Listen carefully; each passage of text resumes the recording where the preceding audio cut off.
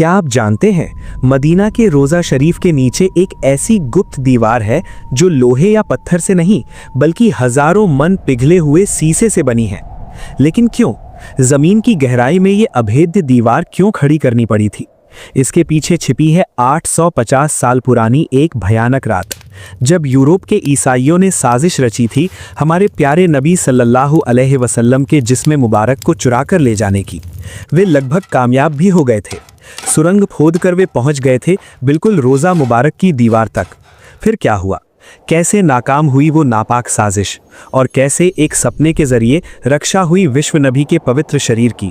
अगर आप ये घटना नहीं जानते तो आपके इस्लाम के इतिहास का एक बहुत बड़ा अध्याय अनजाना रह जाएगा। चलिए वापस चलते हैं उस रात में।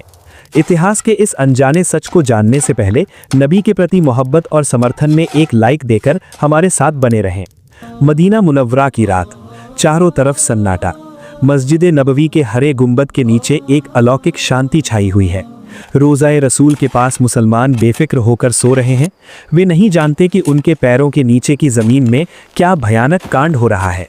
वे नहीं जानते कि मस्जिद नबवी के बिल्कुल करीब ही एक छोटे से किराए के मकान में रह रहे हैं दो लोग, जो दिखने में तो अल्लाह वाले आम इंसानों जैसे हैं, लेकिन उनके दिल में छिपा है शैतान से भी ज़्यादा भयानक जहर। ये दोनों व्यक्ति अपनी पहचान मुरक्को या मगरिदी हाजी के तौर पर देते थे। बाहरी नज़र से वे बेहद नेक थे। उनके चेहरे पर लंबी दाढ़ी, हाथ में हमेशा तस्बीह और ज़ुबान पर अल्लाह का जिक्र। मदीना के लोग उन्हें देखकर मुग्ध हो जाते थे। वे हर रोज़ 5 वक्त की नमाज जमात के साथ पढ़ते, रोज़ा रखते और मदीना के गरीब दुखियों को खूब दान खैरात करते। लोग बातें करते थे, आहा कितने बड़े अल्लाह वाले लोग हैं ये, इतनी दूर से आकर नबी जी के इश्क में पड़ गए हैं। लेकिन रात के अंधेरे में उनका असली चेहरा सामने आ जाता था। जब मदीना के सभी लोग गहरी नींद में सोए होते, तब ये दोनों शैतान अपने घर के दरवाजे खिड़कियां बंद कर लेते। घर के फर्श पर बिछी होती थी एक कीमती चटाई। वे उस चटाई को हटा देते और चटाई के नीचे ही था उनका असली रूप। वहां उन्होंने खोदी थी एक गुप्त सुरंग। हर रात वे उस सुरंग के अंदर घुसते। उनके हाथों में कुदाल और शबल होता। उनका लक्ष्य कोई खजाना नहीं था, उनका लक्ष्य था इस ब्रह्मांड की सबसे कीमती दौलत, रसूलुल्लाह सल्लल्लाहु अलैहि वसल्लम का पवित्र जिस्म मुबारक, नाउज़ुबिल्लाह। उनकी योजना थी यूरोप के ईसाई शासकों को खुश करने के लिए नबी जी के पवित्र शरीर को चुराकर यूरोप ले जाना। वे जानते थे मुसलमानों के पास उनके नबी से बढ़कर कुछ नहीं है। अगर वे इस काम में सफल हो जाते हैं तो मुसलमानों का मनोबल टूटकर चकनाचूर हो जाएगा, और उस मौके का फ़ायदा उठाकर ईसाई सेना आसानी से मुस्लिम दुनिया पर कब्जा कर सकेगी। रात रात भर वे मिट्टी खोदते, लेकिन मिट्टी फेंकेंगे कहाँ? अगर घर के सामने मिट्टी जमा रहेगी तो लोगों को शक हो जाएगा। इसलिए उन्होंने एक शैतानी तरकीब निकाली। उन्होंने चमड़े के बड़े बड़े थैले या बैग बनाए। पूरी रात मिट्टी खोदकर वे उस मिट्टी को चमड़े के थैलों में भरने का काम करते, और जब रात का आखिरी पहर आता, फजर की अजान से ठीक पहले, तब वे मिट्टी की बोरियां कंधे पर लाद कर मदीना के बाहर चले जाते और सुनसान जगह पर फेंक आते। दिन के समय वे फिर से वही नेक बनने का नाटक करते। इस तरह दिन पर दिन, रात पर रात बीतती गई। उनकी वो नापाक सुरंग धीरे धीरे रोज़ा शरीफ की तरफ बढ़ने लगी। उन्होंने हिसाब लगाकर देखा, उनके घर से रोज़ा शरीफ की दूरी अब बस कुछ ही गज बाकी है, और शायद 1 हफ्ता या उससे भी कम समय, उसके बाद ही वे पहुंच जाएंगे उस पवित्र दीवार के पास। वे खुशी से पागल हो उठे। उन्होंने सोचा उनका मिशन सफल होने जा रहा है। उन्होंने योजना बना ली, कैसे जिस्म मुबारक निकालेंगे, कैसे मदीना के बाहर ले जाएंगे और जहाज से भागने का इंतजाम करेंगे। सब कुछ उनकी योजना के मुताबिक ही आगे बढ़ रहा था। लेकिन वे एक बात भूल गए थे। वे भूल गए थे कि जो जीवित रहते हुए अल्लाह के प्यारे थे, वफात या पर्दा करने के बाद भी वे अल्लाह के पास सबसे ज़्यादा प्यारे हैं। अल्लाह ने खुद घोषणा की है अपने हबीब की रक्षा करने की, और अल्लाह जब किसी की रक्षा की जिम्मेदारी लेते हैं तो दुनिया की कोई ताकत उसका नुकसान नहीं कर सकती। मदीना से हज़ारों मील दूर सीरिया की राजधानी दमिश्क, वहाँ राज करते थे मुस्लिम दुनिया के सबसे शक्तिशाली और परहेजगार शासक सुल्तान नूरुद्दीन जंगी रहमतुल्लाह अलैह। वे क्रूसेडर्स या धर्म युद्ध करने वालों के लिए आतंक थे। लेकिन उस रात दमिश्क के राजमहल में सुल्तान को नींद नहीं आ रही थी। रात के पहले पहर में सुल्तान सो रहे थे। अचानक वो एक भयानक सपना देखकर हड़बड़ाकर जाग उठे। उनका पूरा शरीर पसीने से भीग गया है। सीने के अंदर सांस लोहार की धौंकने की तरह ऊपर नीचे हो रही है।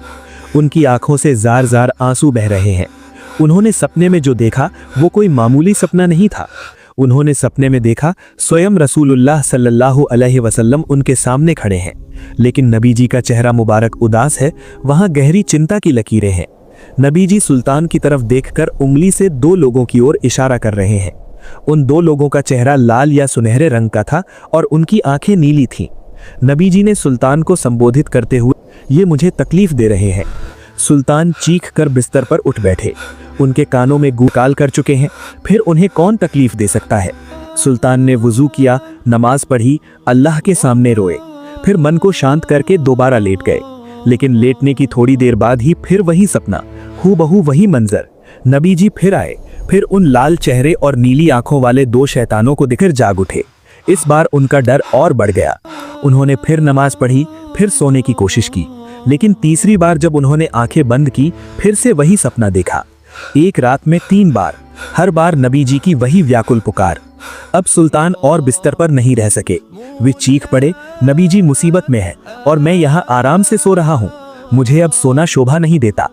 रात के आखिरी पहर में फज्र की अजान से ठीक पहले सुल्तान ने अपने वजीर आजम और सबसे भरोसेमंद दोस्त जमालुद्दीन मौसूली को बुलाया। जमालुद्दीन बेहद ज्ञानी और समझदार इंसान थे। वे सुल्तान की हालत देखकर घबरा गए। सुल्तान की आंखें लाल थीं, चेहरा पीला पड़ा हुआ था। सुल्तान ने रो रोकर वजीर को सपने की बात खुलकर बताई। नीली आंखों वाले लोगों से उन्हें बचाने के लिए कहा है। मैं अब क्या करूं? इसका मतलब क्या है? वजीर जमालुद्दीन गहरी सोच में डूब गए। फिर उन्होंने गंभीर आवाज में कहा, या सुल्तान, ये कोई साधारण सपना नहीं है। ये अल्लाह की तरफ से एक विशेष संकेत या पैगाम है। मदीना मुनव्वरा में जरूर कोई भयानक मुसीबत आई है और अल्लाह ने आपको चुना है अपने हबीब की रक्षा के लिए। आप अब एक पल की भी देरी ना करें, अभी मदीना के लिए रवाना हो। सुल्तान नूरुद्दीन जंगी ने तुरंत फैसला लिया। उन्होंने अपने 20 चुनिंदा शक्तिशाली घुड़सवार सैनिकों और वजीर को साथ लिया। साथ में बहुत सारी सोने की मुद्राएं और कीमती तोहफे लिए। उन्होंने ऐलान नहीं किया कि वे मुसीबत में जा रहे हैं। उन्होंने कहा वे मदीना जियारत के लिए जा रहे हैं। दमिश्क से मदीना का रास्ता बहुत लंबा था।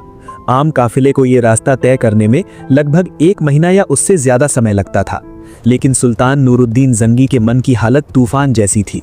वे घोड़े की पीठ से नहीं उतरे, खाना पीना सोना सब भूल गए। उन्होंने पागलों की तरह घोड़ा दौड़ाया। उनके कानों में सिर्फ नबी जी की वो बात आओ। इतिहास गवाह है, वो लंबा रास्ता सुल्तान ने सिर्फ 16 दिनों में तय करके मदीना पहुंच गए। मदीना के लोग हैरान रह गए। दमिश्क के सुल्तान अचानक मदीना में, बिना किसी पूर्व घोषणा के। सुल्तान मदीना में दाखिल होते ही सीधे मस्जिद नबवी गए। वे रोजा शरीफ के सामने खड़े हुए। रोजा की तरफ देखकर वे और खुद को संभाल नहीं सके। वे बच्चों की तरह फूट फूट कर रोने लगे। उनका रोना देखकर मदीना के लोग भी रो पड़े। सुल्तान मन ही मन कह रहे, आप बताइए कहाँ है वो दुश्मन? सुल्तान अपने वजीर के साथ एकांत में बैठे। उन्होंने कहा, अब मैं क्या करूं? मैं तो उन 2 लाल चेहरे और नीली आंखों वाले लोगों को नहीं जानता। मैं कैसे उन्हें ढूंढ निकालूं? वजीर जमालुद्दीन ने तब एक शानदार तरकीब निकाली। उन्होंने कहा, सुल्तान, आप मदीना के गवर्नर को बुलाइए। उनसे कहिए, दमिश्क के सुल्तान मदीना के हर इंसान को अपने हाथों से तोहफे और सोने के सिक्के देना चाहते हैं। मदीना के बच्चे बूढ़े जवान सबको आना होगा, कोई छूट न जाए। अगले दिन सुबह पूरे मदीना में ऐलान कर दिया गया। लोग खुशी से झूम उठे। सुल्तान सबको दान करेंगे।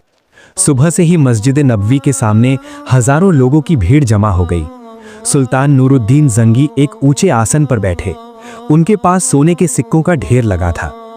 एक एक करके मदीना के लोग आने लगे। सुल्तान हर किसी के चेहरे की तरफ तीखी नजर से देख रहे थे। हजारों लोग आए, तोहफा लिया, चले गए। सुबह से दोपहर हुई, दोपहर से शाम हो गई, लेकिन सुल्तान को उन 2 चेहरों की झलक नहीं मिली। सुल्तान के माथे पर चिंता की लकीरें पड़ गईं। वे बेचैन हो उठे। क्या सपना झूठ था? क्या उन्होंने गलत देखा था? नहीं, नबी का सपना झूठा नहीं हो सकता। शाम ढलने लगी, लाइन खत्म हो गई, सब जा चुके थे। सुल्तान ने निराश होकर मदीना के गवर्नर को बुलाया। उन्होंने पूछा, हे गवर्नर, सच सच बताओ, क्या मदीना के सब लोग आए थे? क्या ऐसा कोई बाकी है जो मेरा दान लेने नहीं आया? गवर्नर ने थोड़ा सोचकर कहा, नहीं सुल्तान, मुझे तो लगता है सब आए थे, कोई बाकी नहीं है। सुल्तान ने कहा, अच्छी तरह याद करके देखो, क्या कोई ऐसा है जो लोगों के साथ घुलता मिलता नहीं, या कोई नया आया है? तब गवर्नर ने अचानक चौंक कर कहा, ओ हाँ हुजूर, याद आया, 2 लोग बाकी हैं। वे मुरक्को से आए हाजी हैं। वे बहुत बड़े बुजुर्ग और नेक इंसान हैं। वे रोज़ा शरीफ के पास ही रहते हैं। वे किसी का दान नहीं लेते, बल्कि वे खुद लोगों को दान करते हैं। वे दिन भर इबादत करते हैं, इसलिए शायद वे नहीं आए। मोरक्को से आए, रोज़ा के पास रहते हैं, किसी का दान नहीं लेते। ये बातें सुनते ही सुल्तान के सीने में दिल जोर से धड़क उठा। उनकी छठी इंद्री ने कहा, ये वही हैं। सुल्तान गरज उठे, उन्हें अभी मेरे सामने हाजिर करो, मैं उन्हें देखना चाहता हूँ। गवर्नर ने कहा, हुजूर वो तो नहीं आएंगे, वो बहुत साधु किस्म के लोग हैं। सुल्तान ने कहा, मैं खुद जाऊंगा, चलो मुझे उनका घर दिखाओ। सुल्तान, वजीर और सिपाही तेजी से उस घर की तरफ चल पड़े। वो घर बिल्कुल मस्जिद नबवी की दीवार से सटा हुआ था। सुल्तान जब उस घर के दरवाजे पर पहुंचे तब उनकी धड़कनें बढ़ गईं। क्या वे सही रास्ते पर हैं? सुल्तान घर में दाखिल हुए, देखा 2 व्यक्ति बैठे हैं। उनके हाथ में तस्बीह है, सामने कुरान शरीफ है। देखते ही लगता है फरिश्ते जैसे इंसान हैं। लेकिन सुल्तान ने जब उनके चेहरों की तरफ देखा तो वे सिहर उठे। हाँ, ये वही है, वही लाल रंगत, वही नीली आंखें। नबी जी ने सपने में इनकी ही बात कही थी। सुल्तान की आंखों का पानी सूख गया। वहां जल उठी एक भयानक आग की लपट। सुल्तान ने उनकी तरफ देखकर हुंकार भरी, तुम लोग कौन हो? सच बात बोलो, तुम मदीना क्यों आए हो?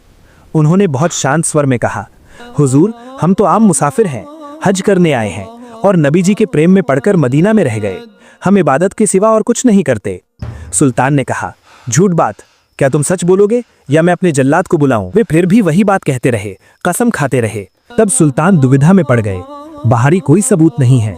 तब सुल्तान ने फर्श की तरफ देखा, वहां एक कालीन या चटाई बिछी हुई थी। सुल्तान के मन में खटका लगा।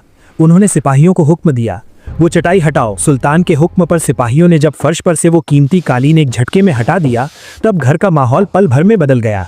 कालीन के नीचे साधारण मिट्टी का फर्श नहीं दिख रहा था, वहां था एक बड़ा लकड़ी का तख्ता। सुल्तान ने इशारा किया, सिपाहियों ने उस लकड़ी के तख्ते को जोर से उखाड़ दिया और तभी वहां मौजूद सबकी आंखें फटी की फटी रह गईं। उनके मुंह से दबी हुई चीख निकल गई। उन्होंने देखा उस लकड़ी के तख्ते के नीचे मुंह खोले एक गहरा अंधेरा गड्ढा था। कोई साधारण गड्ढा नहीं, ये एक सुरंग थी जिसका मुंह घर के अंदर था, लेकिन इसका अंत कहाँ है कोई नहीं जानता। सुल्तान नूरुद्दीन जंगी उस गड्ढे के किनारे खड़े हुए। उन्होंने एक हाथ में मशाल ली और सुरंग के अंदर झांका। सुरंग सीधे जमीन के नीचे से जा रही थी और उसकी दिशा या निशाना तय किया गया था मस्जिद नबवी में सोए हमारे प्राणों से प्यारे नबी हजरत मोहम्मद सल्लल्लाहु अलैहि वसल्लम के पवित्र रोज़ा मुबारक की तरफ। सुल्तान ने अब और देरी नहीं की। वे या उनके भरोसेमंद सिपाही उस अंधेरी सुरंग के अंदर दाखिल हुए। सुरंग बहुत संकरी थी, एक आदमी किसी तरह रेंग कर जा सकता था। जमीन के नीचे उमस भरी गर्मी, ऑक्सीजन की कमी। लेकिन सुल्तान आगे बढ़ते गए। वे देखना चाहते थे कि ये शैतान कितनी दूर पहुंचे हैं। कुछ दूर जाने के बाद सुल्तान ठिठक गए। उनका शरीर कांप उठा, उनके हाथ पैर सुन्न हो गए। उन्होंने देखा सुरंग खोदते खोदते वे बिल्कुल रोज़ा शरीफ की दीवार के पास आ पहुंचे थे और बस कुछ हाथ, शायद 1-2 दिन का समय मिलता तो वे नबी जी की पवित्र कब्र की मिट्टी को छू लेते। नाउजुबिल्लाह। सुल्तान नूरुद्दीन जंगी वहां फूट फूट कर रो पड़े। उन्होंने अल्लाह के दरबार में शुक्र अदा किया, हे अल्लाह तेरा लाखों करोड़ों शुक्र है, तूने मुझे सही समय पर भेजा। अगर एक पल की भी देरी होती तो इस्लाम के इतिहास में सबसे बड़ा कलंक लग जाता। वे समझ। सुल्तान सुरंग से बाहर आए। उनका चेहरा गुस्से से आग की तरह लाल हो रहा था। उन्होंने म्यान से तलवार निकाली। वे 2 बहुरूपीय दरवेश जो अब तक साधु बनने का ढोंग कर रहे थे, सुरंग मिलने के बाद डर से थर-थर कांपने लगे। उनके चेहरे का रंग राख जैसा हो गया। वे समझ गए उनका खेल खत्म। सुल्तान ने उनकी गर्दन पर तलवार रखकर गरजते हुए कहा, अब सच बात बोलो, तुम लोग कौन हो? तुम्हें इस घिनौने काम का हुक्म किसने दिया? अगर एक शब्द भी झूठ बोला तो अभी तुम्हारी गर्दन उड़ा दूंगा। मौत का डर इंसान को सच बोलने पर मजबूर कर देता है। उन्होंने तब कांपते हुए अपनी असली पहचान बताई। उन्होंने कहा, हुजूर हमें माफ़ कर दीजिए, हम मुसलमान नहीं हैं, हम स्पेन के ईसाई हैं।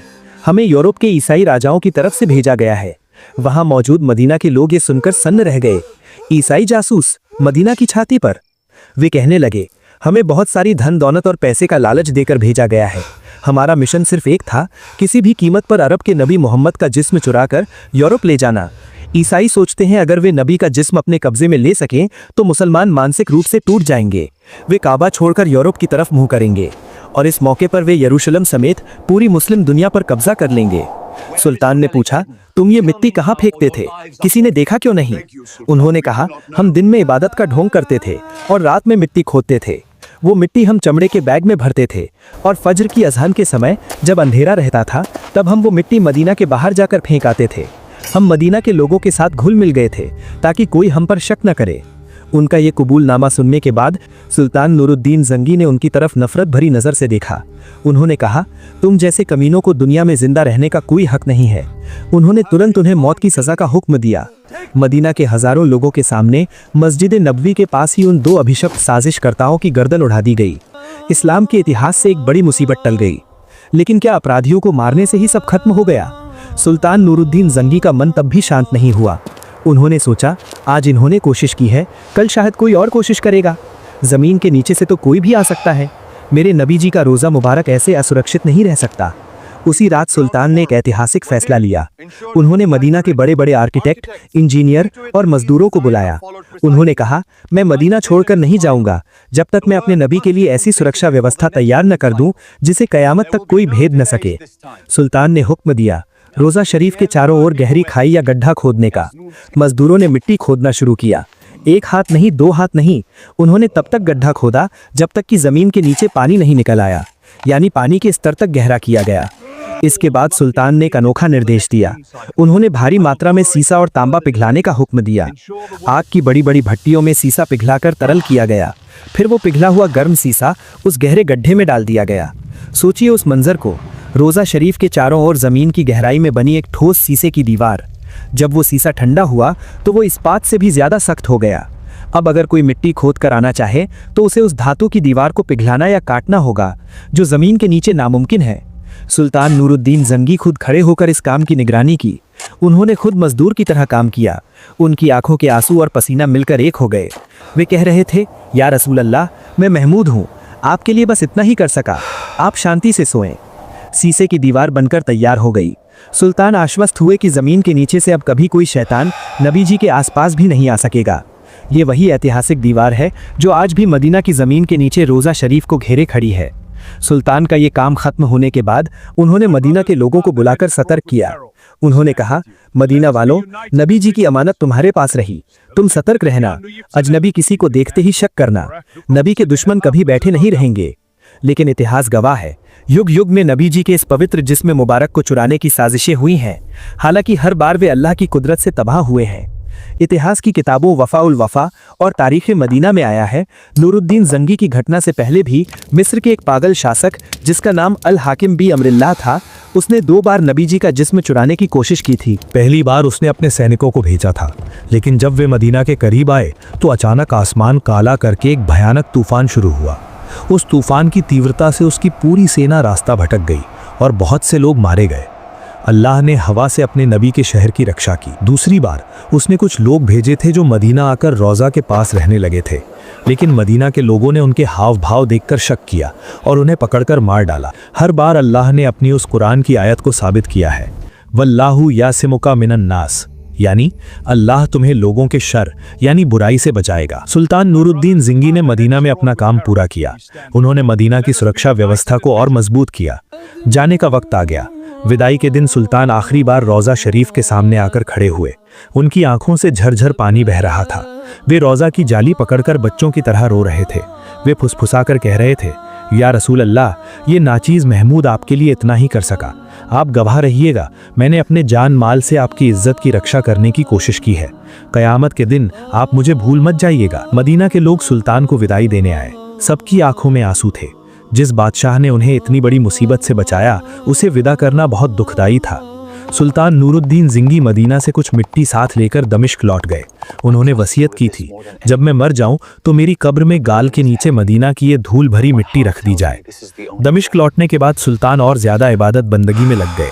वे हमेशा सोचते, नबी जी ने उन्हें कितना बड़ा सम्मान दिया है। 1174 ईस्वी में इस महान मुजाहिद का इंतकाल हो गया, लेकिन उनकी बनाई वो शीशे की दीवार आज भी मदीना की जमीन के नीचे पहरेदार बनकर खड़ी है। 850 साल से ज्यादा वक्त गुजर गया, लेकिन कोई और उस सीमा को पार नहीं कर सका। हमें सतर्क रहना होगा। सुल्तान की तरह हमें भी ईमान के चारों तरफ तकवा की शीशे की दीवार बनानी होगी। प्यारे दोस्तों, मदीना के उस हरे गुंबद के नीचे आज भी सोए हैं हमारी धड़कन, और ज़मीन के नीचे वो शीशे की दीवार आज भी गवाही दे रही है, नबी के प्रेमी ही असली विजेता है। अल्लाह हम सबको सुल्तान नूरुद्दीन जिंगी की तरह नबी का सच्चा प्रेमी आशिक कबूल फरमाए, हमारे ईमान की हिफाजत करे। आमीन या रब्बुल आलमीन।